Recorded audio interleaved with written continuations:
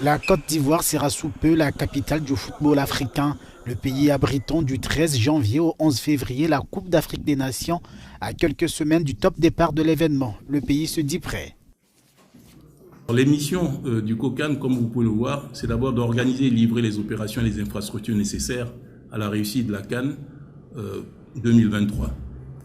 Surtout, fédérer le grand public et les forces économiques de la nation autour de ce grand événement.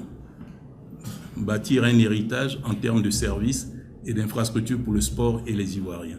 Au-delà du sportif, le tournoi se veut aussi une fête de la jeunesse africaine.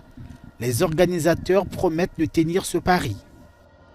Une fois qu'on aura offert cette CAN, toutes les dispositions seront prises pour que la sécurité soit assurée, pour que les conditions, je dirais, de vie, de qualité soient assurées dans la ville d'Abidjan. Pour ceux qui connaissent la Côte d'Ivoire, il y a un adage qui dit « Abidjan est doux ». C'est universel. Et donc, nous allons faire en sorte que tous les étrangers apprécient. Ça, c'est au plan organisationnel. En juillet dernier, le gouvernement ivoirien déclarait avoir investi plus de 845 millions de dollars américains pour les infrastructures sportives et connexes. Nous avons eu, pendant à peu près une quinzaine d'années, nous n'avions plus de stade en Côte d'Ivoire. Nous étions obligés d'aller jouer à l'extérieur pour les matchs de la Côte d'Ivoire. Le président a compris qu'il était important d'offrir à sa jeunesse un environnement et des conditions d'épanouissement.